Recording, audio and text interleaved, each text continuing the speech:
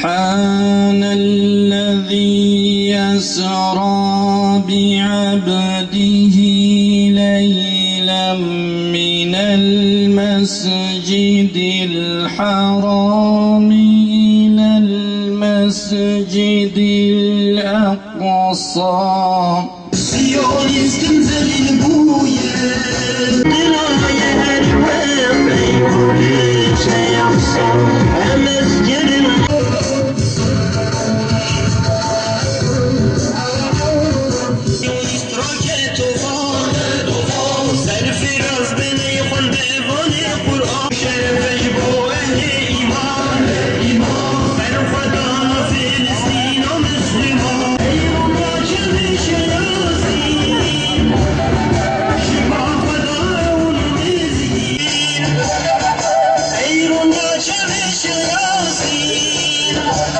Dünya Kudüs Günü münasebetiyle düzenlediğimiz programımıza bu sıcak günlerde tuttuğunuz oruçlarınızla beraber davetimize icabet edip geldiğiniz için Allah Celle Celaluhu hepinizden razı olsun. Burada durmamız basit bir olay değildir.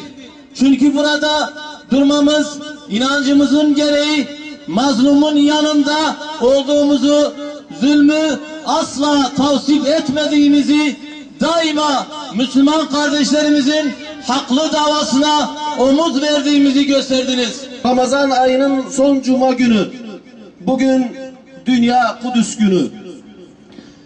Bizler burada Dünya Kudüs Günü için toplanmış bulunmaktayız.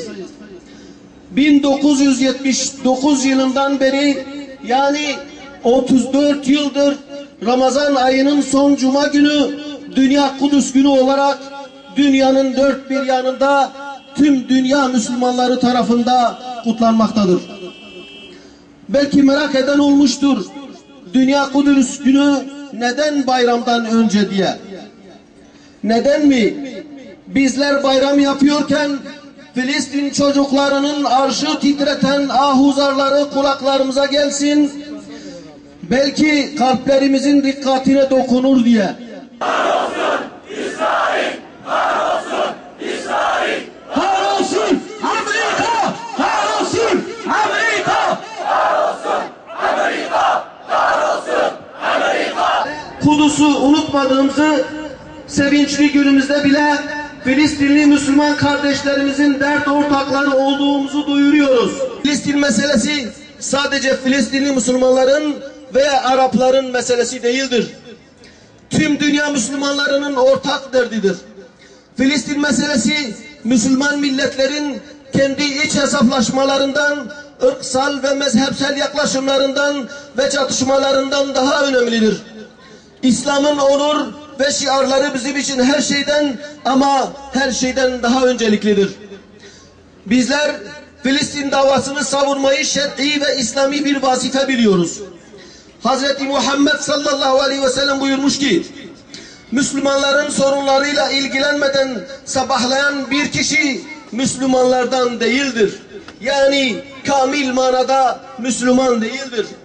Bu yüzden Filistin'in yanında ve İsrail'in karşısında olmamız elbette ki elzemdir. İsrail Filistin'den defol! Katil İsrail! Filistin'den defol! Tekbir! Tekbir! Tekbir! La ilahe illallah! La ilahe illallah! Muhammed Resulullah! Muhammed Resulullah! La ilahe illallah! La ilahe illallah! İsrail lanetullah! İsrail lanetullah!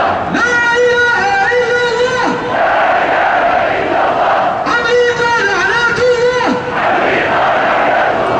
La ilahe illallah! La ilahe illallah! Sisi lanetullah! Sisi lanetullah! Suriye'de kutsal mekanlar bombalanmakta, Müslümanların kanları olup akıtılmaktadır.